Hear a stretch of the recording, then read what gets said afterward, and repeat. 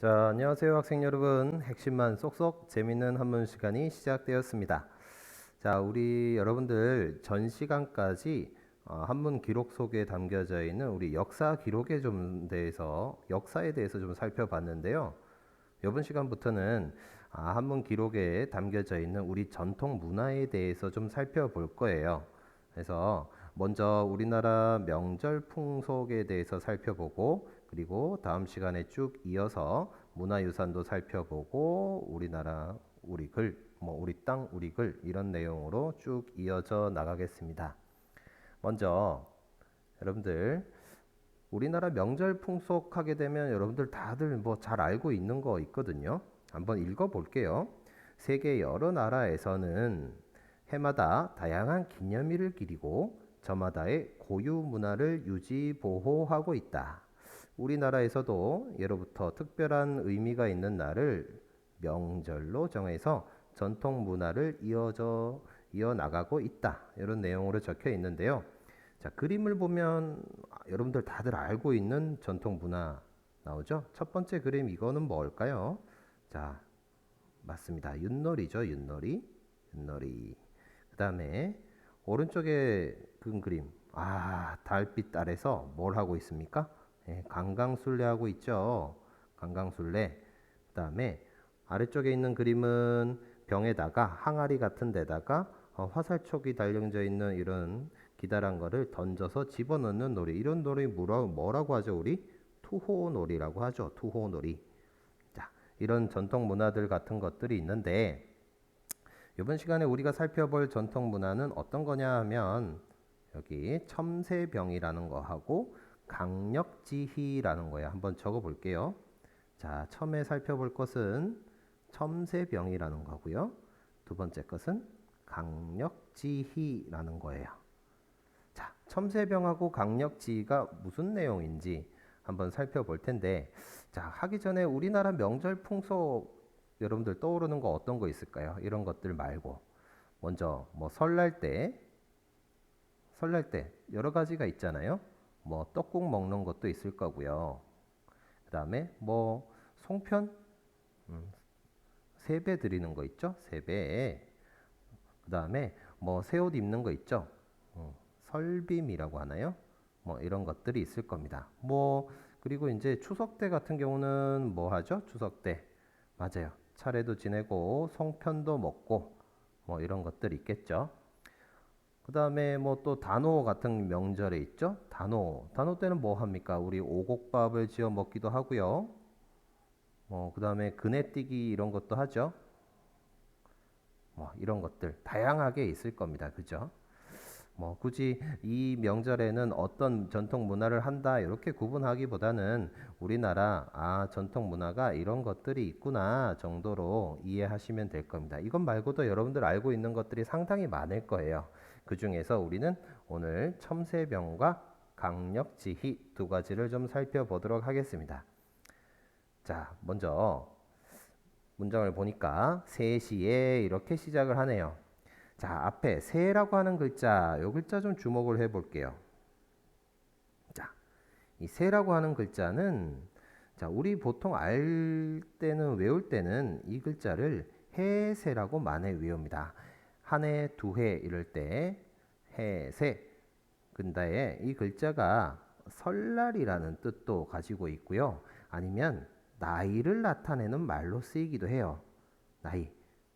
연세가 어떻게 되십니까? 이런 표현 있잖아요. 그럴 때처럼 나이를 나타내는 말로 쓰이기도 합니다.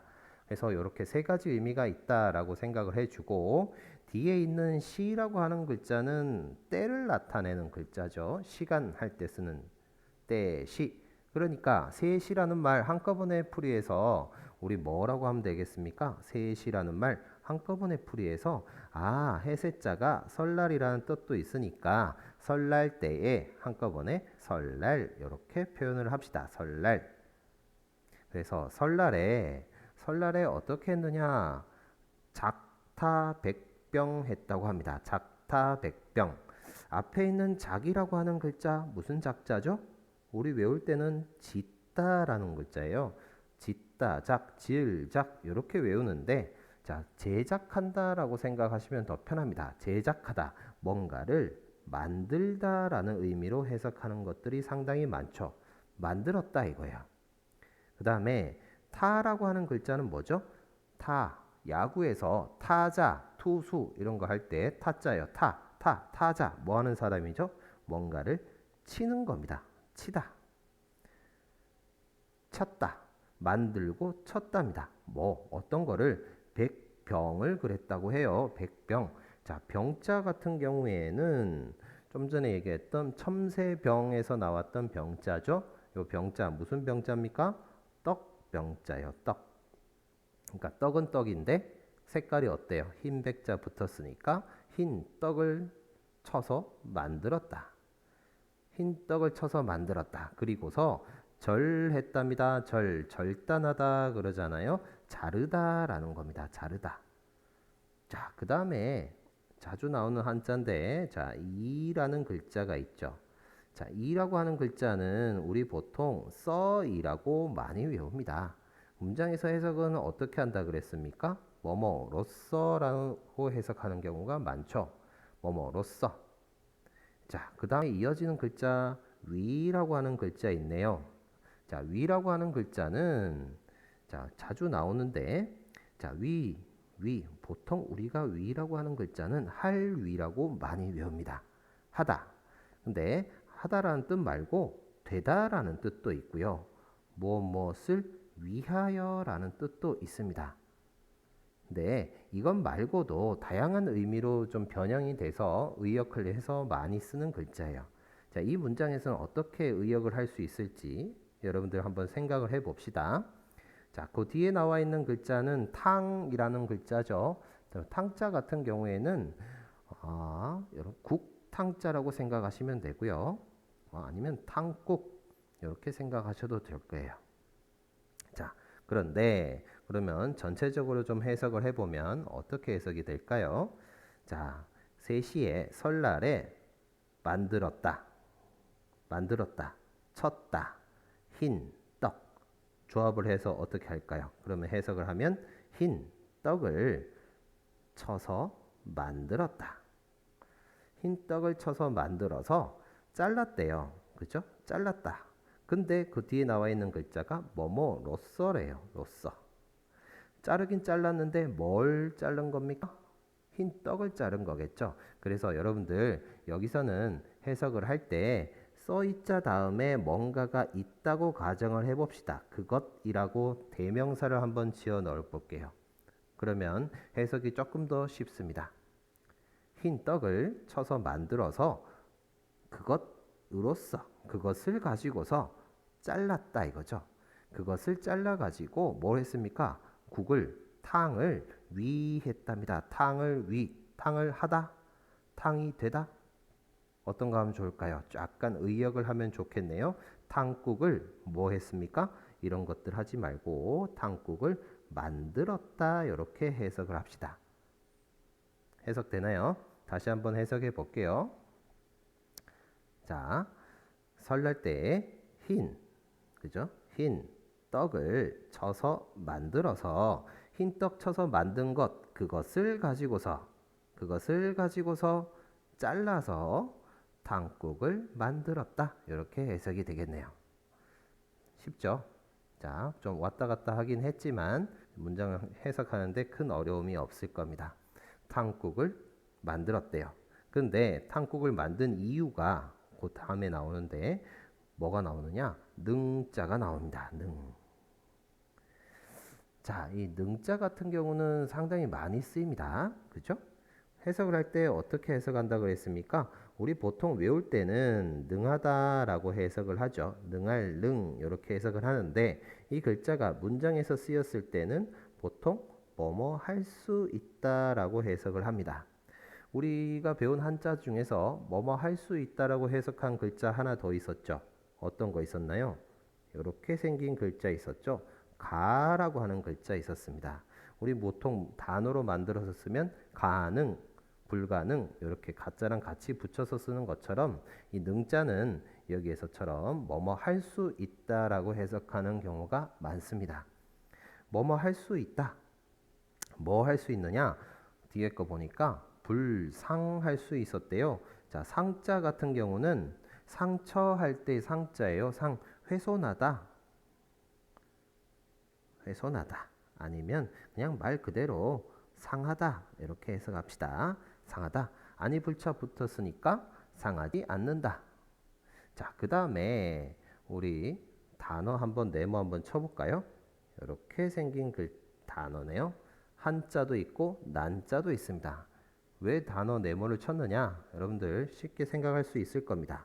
자, 한자 같은 경우는 차갑다라는 뜻이죠. 차갑다. 난자 같은 경우는 뭡니까? 따뜻하다라는 문자죠. 따뜻하다. 차갑고 따뜻하다. 그러니까 춥고 덥다. 그죠? 이거는 앞에 있는 한자는 추위를 뜻하고 따뜻할 난자는 더위를 뜻하겠죠. 자, 차갑고 따뜻한 것에 대해서 상하지 않는다. 추위와 더위에 상하지 않는다. 자, 그 뒤에 나오는 글자는 이라고 하는 글자 뭐 있었습니까? 말을 이어주는 접속사라고 했었죠. 말을 이어주는 접속사. 추위와 더위에 상하지 않고 그리고 내구했답니다. 내구. 자, 앞에 있는 내자는 견디다라는 글자죠. 견디다. 견디긴 견뎠는데 언제 동안 어느 정도로 견뎠느냐? 구할 정도로 견뎠대요. 구자는 오래되다라는 글자죠. 오래되다. 그러면 이 문장 해석할 수가 있습니다. 어떻게 해석할까요? 한번 해보죠. 할 수 있었다. 할 수 있었는데 어떻게 할 수 있었느냐? 차갑고 따뜻한 거, 추위와 더위에 상하지 않는다. 그리고 오래도록 견딜 수 있었다. 이렇게 되겠죠. 견딜 수 있었다. 이해되겠죠? 자, 능자 같은 경우에는 이 문장 뒤에 있는 말 전체를 해석한 다음에 뭐뭐 할 수 있다라고 해석을 해주면 됩니다. 자, 이렇게 추위와 더위에 상하지도 않고 오래도록 보관을 할 수가 있었어. 그래서 취했다고 합니다. 취자는 무슨 취입니까? 취하다. 취하다 아니면 가지다. 이렇게 해석을 해주면 되겠죠. 취했던 것이다. 뭘 취했던 것이냐? 자, 여기 나와 있는 기라고 하는 글자는 그 기라고 해서 별다른 의미 없이 무엇을 취한 것이냐 봤더니 그 정결함을 취한 것이래요. 정결이라는 단어는 여러분들 잘 알고 있는 겁니다. 단어의 뜻 자체가 뭐죠? 깨끗하다라는 뜻이죠. 깨끗하다. 그 깨끗함을 취한 것이다. 그 정결함을 취한 것이다. 왜 그랬을까요? 떡국의 색깔이 흰 떡으로 만들었으니까 흰색은 깨끗하다라는 인식을 가지고 있었던 거죠. 그래서 그 정결함을 취한 것이다 라고 해석을 해줬습니다. 자, 여러분들 그런데 여기서 한 가지만 좀 더 짚고 넘어갈게요. 자, 우리 보통 설날 하게 되면 여기 문장에서는 어떻게 풀이했나요? 설날 하게 되면 새시라는 말을 썼습니다. 새라고 하는 글자 자체를 설날이라고 표현했는데 우리 보통 설날을 나타내는 단어는 이 새, 새자 말고도 세 가지가 더 있어요. 자, 이렇게 한번 적어볼 수가 있습니다. 한자로.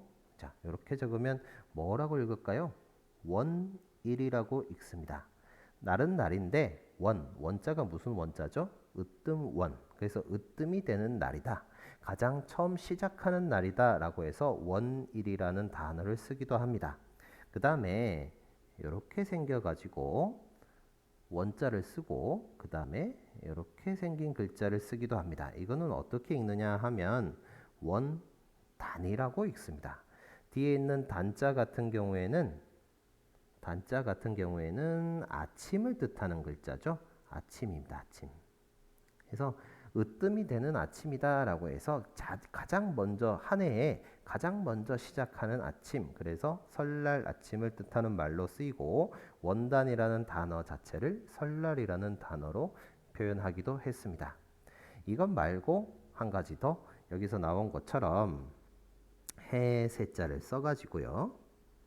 자, 세자를 써서 한 해에 으뜸이 되는 날이다 이거예요. 가장 먼저 시작하는 날, 가장 제일 첫 번째 있는 거, 처음을 뜻하는 글자, 여러분들 무슨 글자 있죠? 이렇게 써가지고 세수라고 하는 단어도 있습니다. 머리 숫자를 써서요, 한 해에 머리가 되는 날이다 해서 설날을 이런 단어로 표현하기도 합니다. 세 가지 참고로 좀 알아두면 좋겠네요. 되겠죠? 자, 숫자도 같이 한번 표시해 둘까요? 자, 수라고 하는 글자는 머리 숫자 이렇게 표시해 두면 되겠네요. 이해되겠죠? 자, 그래서 자, 그 깨끗함을 취한 것인데 그 다음 내용을 보니까 자, 그 뒷장을 보니까 여러분들 속 이렇게 시작하네요. 속. 자, 속이라고 하는 글자는 우리 잘 알고 있었던 한자. 지난번에 속담할 때 나왔던 속자예요. 무슨 속자죠? 맞아요. 풍속이라는 글자죠. 풍속.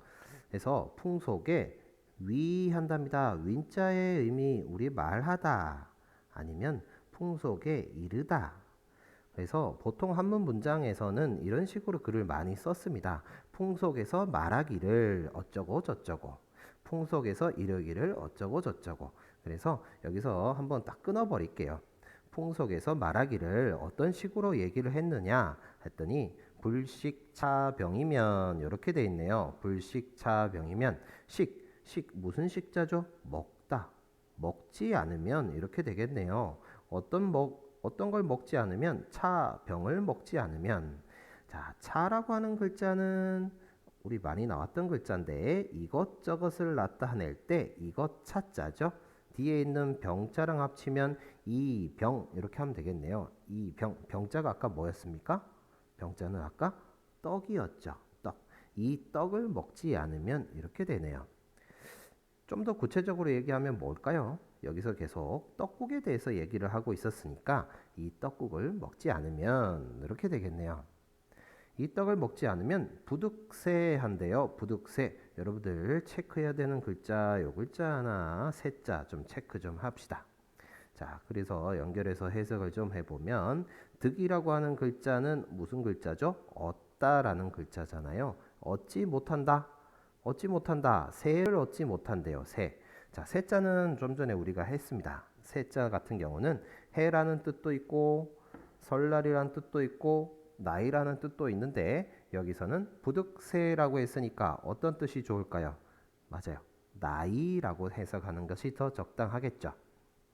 그 다음에 제일 뒤에 있는 운이라고 하는 글자는 글자 자체가 이르다 운, 말하다 운자예요. 이르다, 말하다.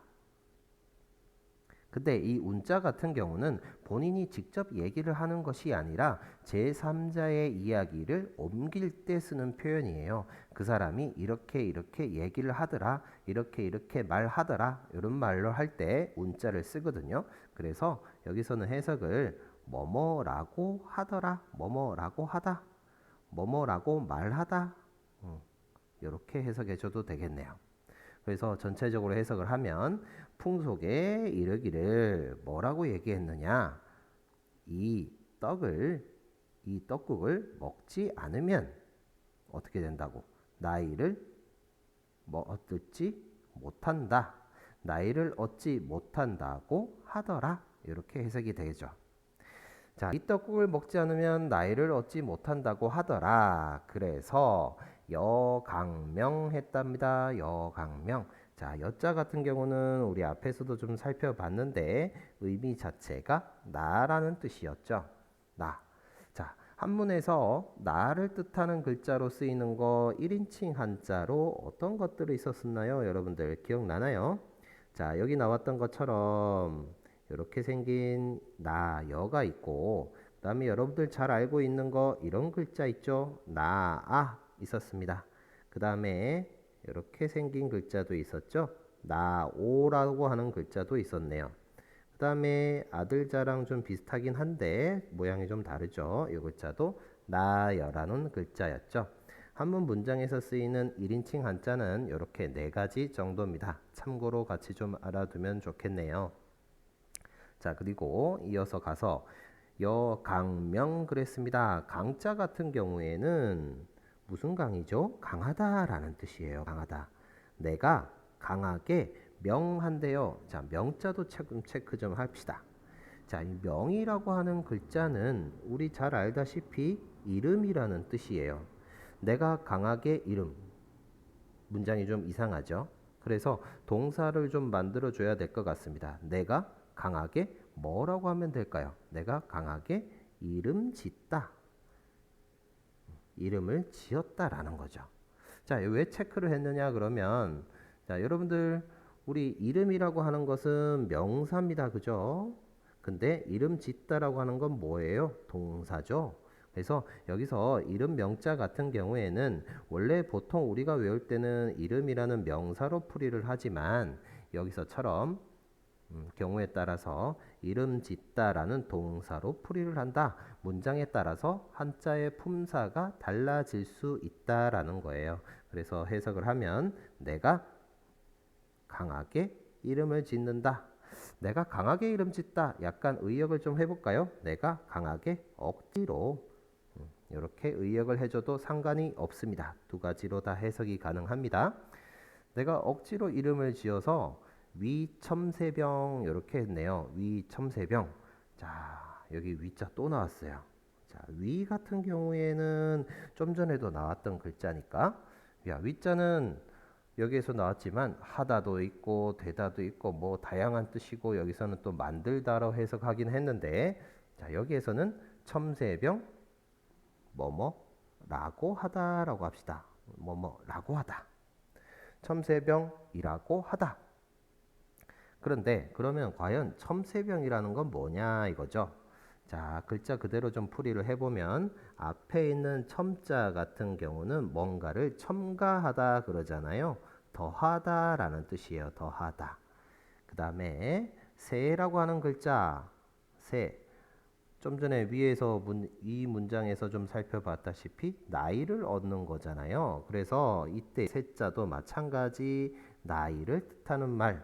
그 다음에 뒤에 있는 병자 같은 경우에 뭐죠? 병자 같은 경우에 떡이라고 한자였죠. 그러면 첨세병의 의미가 결국엔 뭡니까?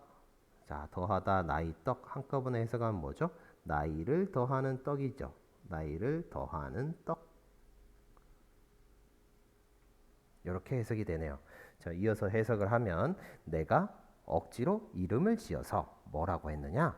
첨세병이라고 하였다. 나이를 더하는 떡이라고 하였다. 이렇게 해석이 됩니다. 자, 여러분들 오늘 수업은 여기까지 진행을 하도록 하고요. 나머지 뒤에 있는 내용은 다음 시간에 이어서 계속해서 좀 살펴보도록 하겠습니다. 자, 조금 궁금하더라도 잠시 기다려 주시고 오늘 배웠던 내용들 다시 한번 복습하면서 떡국, 설날의 풍습에 대해서 다시 한번 상기시키는 기회가 되었으면 좋겠습니다. 감사합니다.